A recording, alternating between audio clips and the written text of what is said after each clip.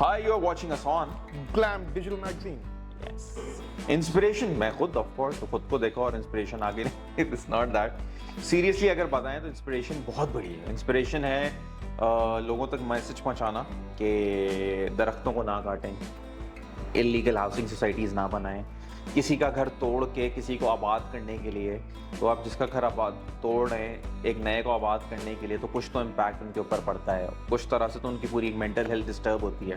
तो इस दोनों चीज़ों को हमने कमर्शियली किस तरह से पूरी फिल्म में घुमाया है, तो यही हमारी इंस्पिरेशन थी और यही हमारा मकसद था कि फिल्म भी बन जाए, लोग एंटरटेन भी हों और एक मैसेज भी चला जाए। और इस पर अगर मैं थोड़ा सा एलैबोरेट करूं तो दूसरी इंस्पिरेशन ये थी फ्रॉम अ प्रोडक्शन पर्सपेक्टिव और ग्लैमोरा के पर्सपेक्टिव से कि हम लोग समथिंग न्यू लेकर आए आउट ऑफ पाकिस्तानी सिनेमा, और जो पाकिस्तानी सिनेमा का एक स्टिग्मा है वो हम ब्रेक करें और पाकिस्तान सिनेमा को इंटरनेशनली ज़्यादा इन्हांस करें। Exactly, yes, That's the other inspiration.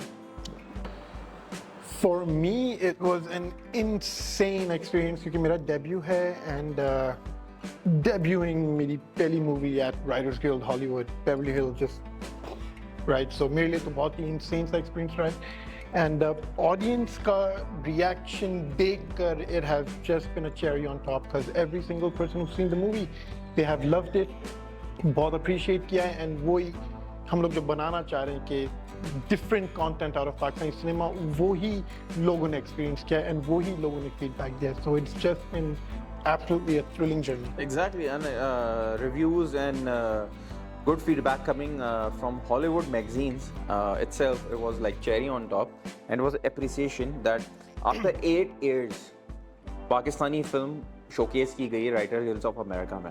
तो आई थिंक दैट्स अचीवमेंट पूरे पाकिस्तानी सिनेमा के लिए। और हम पहले दिन भी जब हम फिल्म लेके वहाँ जा रहे थे और हम वहाँ एक स्क्रीनिंग का प्लान कर रहे थे, तो हमारी ये सोच नहीं थी कि हम ग्लैमोरा या लीच को ले जा रहे हैं, हमारी ये सोच रही थी कि हम पाकिस्तानी सिनेमा को वहाँ लेकर जा रहे हैं। और वो फ़र्क पड़ा और वहाँ लोगों ने कहा कि हम मिस कर रहे थे, पाकिस्तानी सिनेमा हमारे पास आ ही नहीं रहा है यहाँ पे।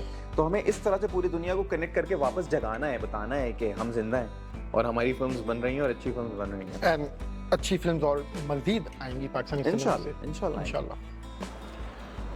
मेरा कैरेक्टर बेसिकली विलन का है, एंटागनिस्ट है। कैरेक्टर के 4 to 5 डिफरेंट शेड्स हैं। कैरेक्टर को थोड़ा ज़्यादा समझने के लिए मैंने जो सीरियल किलर्स हैं back in the days of the US, मैंने उनकी साइकोलॉजिकल प्रोफाइल्स पुल की, like after they been caught and killed, and उनकी जो साइकोलॉजिकल प्रोफाइल्स थी जो कि FBI एंड CIA साइकोलॉजिस्ट ने बनाई थी कि व्हाट मेड देम टिक, उनका बीटिंग मैकेनिज्म क्या था, तो वो स्टडी किया था एंड देन वो मैंने डायरेक्टर के साथ शेयर किया था एंड मैंने अपने कैरेक्टर में वो इम्प्लीमेंटेशन यूँ डाली है एंड अल्हम्दुलिल्लाह काफ़ी अच्छी निकली। That's nice. मैं कुछ उन एक्टर्स में से हूँ जो मैं अपना होमवर्क बहुत कम करता हूँ। मैं कैरेक्टर पढ़ता हूँ, मैं स्क्रिप्ट पढ़ता हूँ, उसके बाद मेरी पूरी कोशिश होती है कि मैं रियल लाइफ लोगों में से वो कैरेक्टर उठाऊँ और उनको लेकर चलूँ। तो इस फिल्म में भी मैंने यही किया और टू बी वेरी ऑनेस्ट मुझे ऐसा लगता है कि मेरे इर्द गिर्द बहुत से ऐसे लोग थे जो उसका कैरेक्टर मैंने प्ले किया, तो बहुत सारे लोगों के शेड्स हैं इसमें। जब मेरा काम शुरू हो जाता है ना, तो फिर उसको मैं मज़ीद स्केच करना शुरू करता हूँ और उसको अपने हिसाब से बनाना शुरू करता हूँ। तो अल्लाह की तरफ से हमेशा से ऐसा होता है कि वो बहुत अच्छा बन जाता है। तो मैं इसी तरह से मैंने इस कैरेक्टर की तैयारी की। मैंने सिर्फ इस कैरेक्टर की तैयारी नहीं की, और being one of the producer तो पूरी फिल्म की तैयारी कर रहा होता था साथ में। मैं पूरी प्री पोस्ट प्रोडक्शन की तैयारियां कर रहा होता था। तो मुझे बहुत सारा टाइम कैरेक्टर बनाने में नहीं मिला।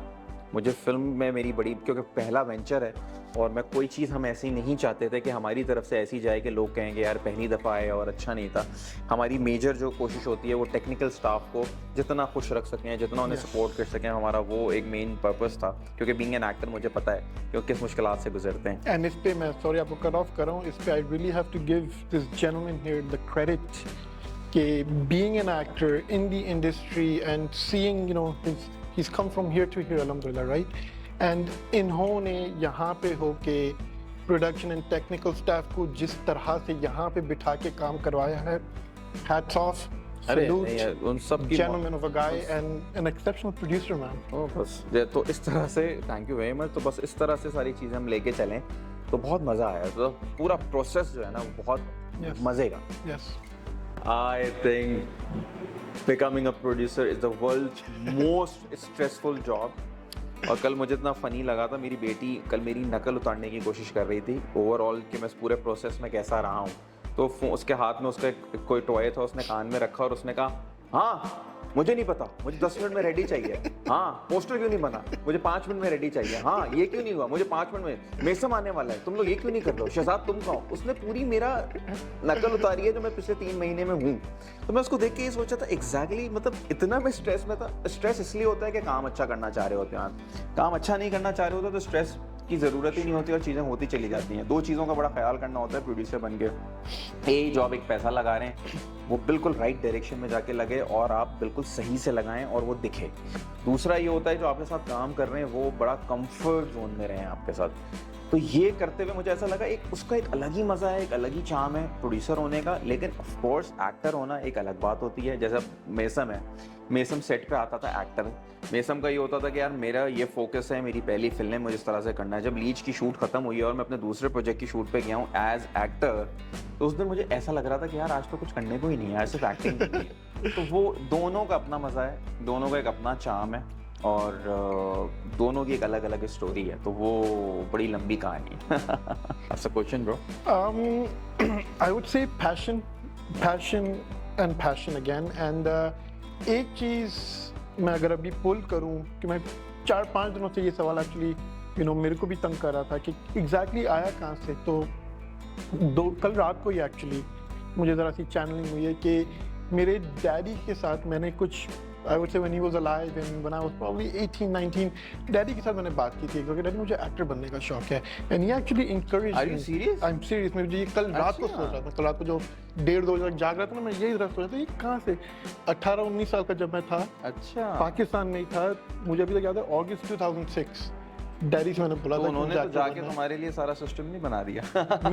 maybe he left in 2011 and Yes. fast forward to 2024 I'm launching. Parents की दुआएं और पेरेंट्स की ब्लेसिंग तो हमेशा साथ रहती है। So passion and I would say daddy की दुआ, मम्मा का सपोर्ट and obviously मेरी वाइफ का जो बैकिंग है, मुझे जो सपोर्ट है to pursue my dreams, that is a That is blessing. something, yeah. Yeah. That is something. I think जब हम एक्शन सीक्वेंस कर रहे थे और बहुत एक्शन मजा आया सीक्वेंस में बहुत मजा आया था। एक्शन सीक्वेंस में ज़्यादा मजा इसलिए आया था, ए वो एक बहुत एक नया एक्सपीरियंस था, बी हमने कोई बॉडी डबल्स नहीं यूज़ किए, सी रिग्स लगा के एक दूसरे को मारना और shooting for straight 24 hours, Yes. Taking break for like 4 hours, sleep, then again back to set, सर्दियाँ, फिर वो I think that was one of the best and memorable moment जिसमें हमने बहुत एंजॉय किया, बहुत एंजॉय। स्पेशली जो गांव वाले जो शॉट्स है, मुझे अभी भी याद है कि लाइक शॉट रेडी है, बैठे हुए शॉट पे, बस लाइटिंग का वेट करें आग कि जल रही पर्टिकुलर है। टाइम आग जल रही है, यहाँ पे हीटर लगा हुआ है, जस्ट लाइक बस थोड़ी सी गर्माहट मिल जाए, क्यों हीटर सूख छुपा है, गेट सब ठंडी क्या रेडी हो जाओ एंड शॉट देना है। जैकेट्स नहीं पहन सकते, स्वेटर नहीं पहन सकते, पतले पतले कुर्तों में ठंड, वेरी डिफरेंट एंड yes. वही मजा था कि out of your comfort zone निकल के new things कर रहे हो for the public, to entertain the public and to make something special. Yes. वो मजा ही कुछ और था। Oh yes, that was an I want to experience that maza again actually. Missing that maza. bigger scale. Bigger scale पे, yes, inshallah. You start first. One thing I love about the character, there's many things I love about my character, many things.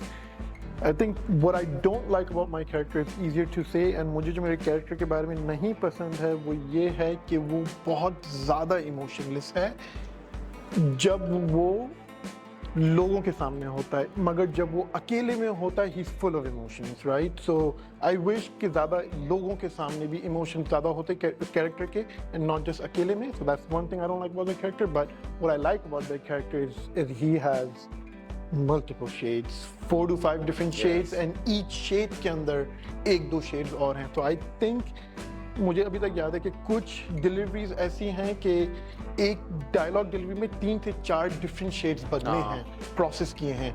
So it's been very special. Yeah, it Very was. special. Yes, I think yes. What I am playing in this film is a guy जो हालात में फंसा हुआ है लेकिन system भी change करना चाहता है, ज़िंदगी भी चेंज करना चाहता है और जो काम का तरीका है वो भी चेंज करना चाहता है. लेकिन हम अपने सिस्टम में इतना जगड़े हुए हैं, हम अपने सिस्टम में इतना फंसे हुए हैं कि वो जो फ्रस्ट्रेशन का बैगेज है ना वो कैरी कर रहा है. अब जो फ्रस्ट्रेशन का जब वो बैगेज कैरी कर रहा है तो वो बिटरनेस भी आ जाती है विद टाइम. तो उसको किस तरह से उसकी बिटरनेस, उसकी लॉयल्टी और ये पूरा एक प्रोसेस लेके जो चला है, तो वो थोड़ा सा कहीं कहीं डिफिकल्ट होता था कि यार वो बिल्कुल ही स्ट्रेट आदमी, जीरो इमोशंस, कड़क है। ना कड़क है, मतलब उसको नहीं हंसी भी नहीं आती, मुश्किल से आती है, और वो बड़ा अपनी चीज़ों को लेके बहुत सीरियस है। तो कभी कभी ऐसा होता था कि मैं भूल रहा होता था कि हंसी मजाक चल रहा होता था सेट पे, तो फिर डायरेक्टर के पीछे से आवाज़ आती थी कि वो भाई हाँ चलो लेट्स डू दिस। तो वो करने में मज़ा आता है डेफिनेट। जो आप हैं नहीं वो करने में मज़ा आता है, जो आप कर नहीं सकते वो ज़्यादा करने में मज़ा आता है। तो I think was challenging but fine. And मुझे अगर आपके कैरेक्टर की एक बात मैं बताऊं जो मुझे बहुत अच्छी लगती है, हाँ। वो ये है कि वो इवन तो जितना भी कड़क है जो भी है उसके अंदर एक सॉफ्ट स्पॉट है, और वो उस सॉफ्ट स्पॉट को अपने टेक्निकल एनालिसिस में जो चैनल मारता है अपनी इन्वेस्टिगेटिव स्किल्स में। ओह मैन, एग्जैक्टली, या ये चीज़ मैंने Amazing. हाँ, हाँ ये मुझे आपके कैरेक्टर के बारे में बहुत Yes, अच्छा लगा। वो yes. जो वापस रिपीट करूंगा, उसके लिए amazing. सिनेमा जाना पड़ेगा। और Yes. तो जाएं 9 Yes. अगस्त को, सब हम बताएंगे। Nothing. एज एन एक्टर शायद इसने कहा नथिंग, एज एन एक्टर मैं भी कहूँ नथिंग, लेकिन एज प्रोड्यूसर मैंने जितनी दफ़ा भी फिल्म को रिव्यू किया है, प्रीव्यू किया है, मुझे तो ऐसा लगता है कि बहुत कुछ है दोबारा शूट करने के लिए और बहुत कुछ है दोबारा बनाने के लिए। लेकिन वही वाली बात है, आपको अपनी प्रोडक्ट से इतना प्यार होता है तभी आप सोच रहे होते हैं यार ये ऐसा कर लूँ, ये ऐसा, आखिरी दिन तक आपको ऐसा लग रहा होता है, बच्चे की तरह होता है ना, तैयार करके कहीं भेज रहे होते हैं तो सब कुछ नीट एंड क्लीन होना चाहिए, साफ़ सुथरा होना चाहिए। उस तरह से मेरी तो एज प्रोड्यूसर तो ख्वाहिशात नहीं पूरी होंगी, चलती रहेंगी, लेकिन as actor I am pretty much satisfied and I think हमने जो बना दिया है वो बहुत अच्छा बनाया है, बहुत मयारी बनाया है, बहुत इस वक्त के हिसाब से बनाया है, और हमने वो बनाया है जिस पर जितने भी पाकिस्तानी लीच देखने पूरी दुनिया में जहाँ जाएंगे वो अपना सीना चौड़ा करके वहाँ से निकलेंगे कि Yes. ये जो फिल्म है हम लोगों को रेकमेंड कर सकते हैं, बता सकते हैं, दिखा सकते हैं। उसमें 100%. कोई एक ऐसा मोमेंट नहीं है जो आप कहेंगे यार देखा यार यही होता है हमारी फिल्मों में, ऐसा नहीं होगा। Yes. ये हमारी guarantee. Correct. I wouldn't change anything. अगर मैं प्रोड्यूसर कैप पहन के भी सोचूं, मैं डायरेक्ट ना बोला था कि कुछ चेंज नहीं करा। As an actor for sure, as an actor it's flawless. As a producer yes, but again I would not change anything, क्योंकि ये जर्नी से गुजरना जरूरी था ताकि लर्न करे एंड ये कॉन्वर्सेशंस हो सके। Hence next project ज़्यादा अच्छा बड़ा Of बनेगा। course, yes, of So course. again I wouldn't, even as a producer मैं कुछ चेंज नहीं करूँ हाँ, हाँ. अभी, जैसे हुआ वापस ऐसे ही करूँ ताकि वापस वही मेमोरीज एंड वो जो एक्सपीरियंसेस बने हैं, those are priceless. And we just want you guys to come to cinema Yes. 9th August and film लग जाएगी, पूरी दुनिया में लग रही है फिल्म, आप लोगों ने जाके अपनी फैमिली के साथ देखना है। एक डिफरेंट सब्जेक्ट है, ग्लोबल वार्मिंग इस दुनिया में बहुत बढ़ती चली जा रही है, गर्मी को लेके हम सब परेशान हैं, वेदर की चेंजेस को लेके परेशान है, लेकिन उसकी वजह क्या है, उसकी वजह आपको इस फिल्म में पता चलेगी और वो देखेंगे तो आपको पता चलेगा। Nothing, No. क्योंकि हमारे यहाँ एक अलमिया है कि हमने जाना होता है, कोई आपके पास खुद नहीं आता। लेकिन जब हमने राइटर्स गिल्ड ऑफ अमेरिका में फिल्म दिखाई थी और हमने ह्यूस्टन में very फिल्म much दिखाई, तो appreciated. वहाँ लोग बहुत अप्रिशिएट किया और उन्होंने वहाँ बोला कि हम इस मैसेज को और आगे जगह पहुँचाना चाहते हैं। हम उनसे डिस्कशंस में भी हैं। You might see this movie in different festivals, Sure. क्योंकि हमारे पास ऑलरेडी बहुत सारी क्यूरीज आनी शुरू हो गई हैं। लेकिन हमारे यहाँ सैडली बड़ा दबा छुपा हर चीज़ को रखते हैं। तो जब ये फिल्म लगेगी तो आई एम श्योर उसके बाद भी अगर लोग इस मैसेज को आगे पहुंचाने के लिए हमारे साथ हैं तो हम खड़े होंगे, क्योंकि हम चाहते हैं Absolutely. कि जंगल ना काटे जाएं, हम चाहते हैं कि दरख्त ना काटे जाएं, हम चाहते हैं दरख्त लगाए जाएं। जंगल काट काट के आप कंक्रीट की बिल्डिंग्स बना बना के इंसानों को बसाते रहेंगे तो एक टाइम पे आप नेचर के अगेंस्ट खड़े हो जाएंगे, और जब नेचर के अगेंस्ट खड़े होते हैं तो हम कोविड में देख चुके हैं कि क्या हाल हुआ था। So we have to be very careful, हमें ख्याल रखना पड़ेगा। Yes. Thanks Thanks for for watching. watching.